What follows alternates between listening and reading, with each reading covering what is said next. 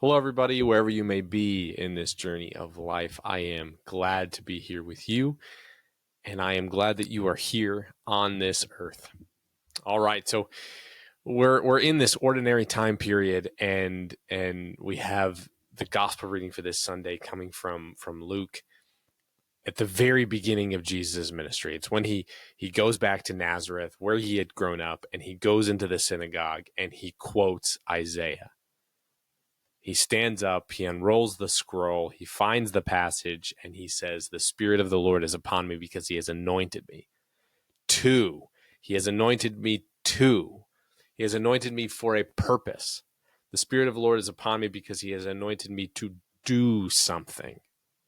And this is, at the highest level, this is a great expression of what the spiritual life is about.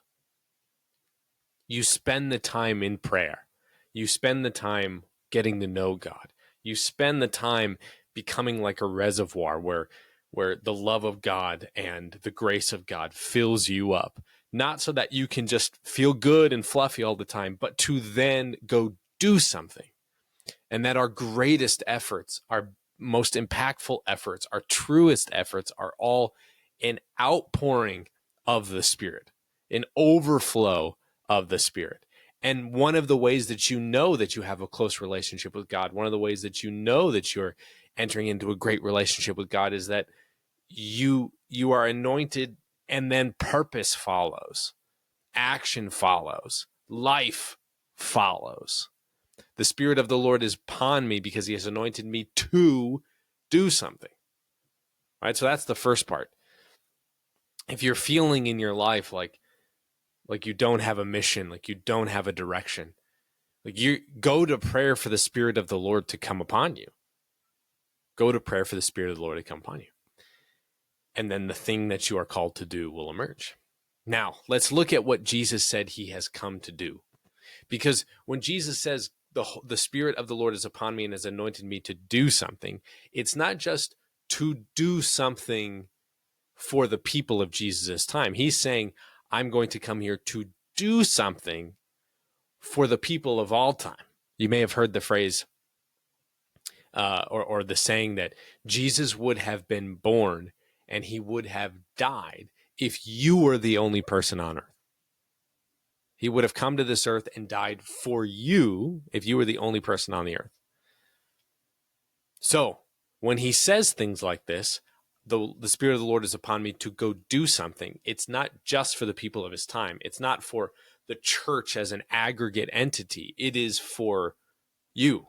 It is for me. He has anointed me to bring glad tidings to the poor. Right? Bring glad tidings to the poor. To proclaim liberty to captives. To recover sight to the blind. And let the oppressed go free. And then the last one, to proclaim a year acceptable to the Lord. Okay, those are 5 things that Jesus said that the Spirit of the Lord has been put upon him to go do. Let's break them down for a second.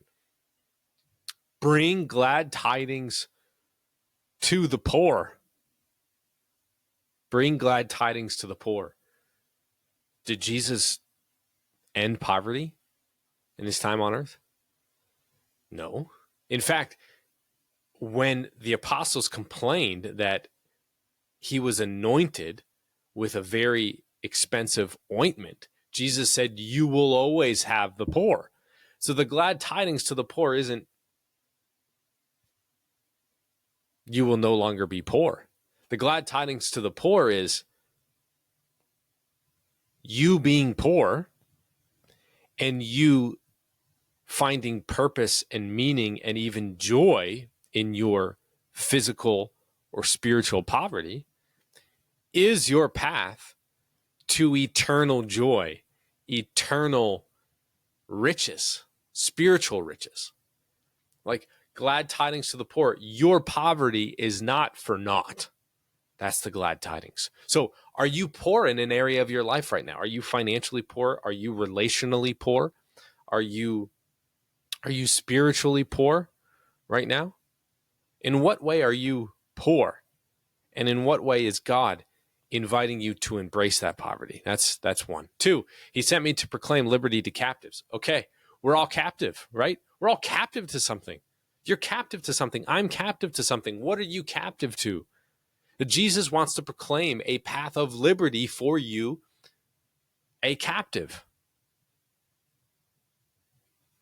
What are you captive to?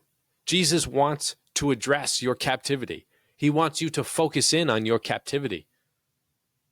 You're like, well, I'm not in jail. I'm not captive. I'm not this. I'm not that. Okay.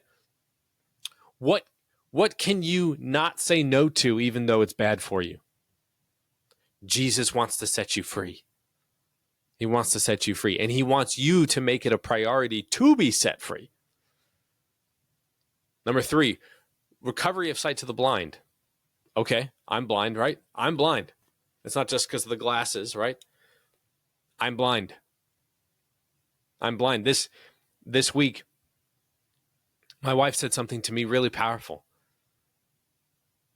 She said, Jack, you know when I did this thing over here and that thing over there, and when I said this thing over here? It's like, yeah, I remember all 3 of those things. She was like, all I really wanted to do was for you to ask me how I was doing. I was trying to get you to see that I was struggling so that you would ask me how I was doing, right? I was blind. I was caught up in my own stuff. I was doing my own thing. And I couldn't see that my wife was going through a really hard time this week. Blind. What are you blind to? Who are you blind to? What's blinding you? What is a hidden obstacle to your growth that you can't quite see and you want to? And you want to. All right, number 4, let the oppressed go free. Okay. Are you oppressed? Are you oppressed? Are you bogged down? Does it feel like something spiritual, something literal is sitting on top of your shoulders? Do you feel like you have a weight just pouring on you? Do you? And you can't move, you can't run, you can't go, you can't jump, you can't go do the things you know you want to do and you know you need to do. You feel oppressed.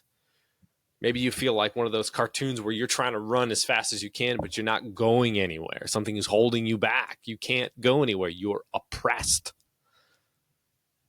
Jesus wants you to be free. He wants you to be free. And the last one, proclaim a year acceptable to the Lord.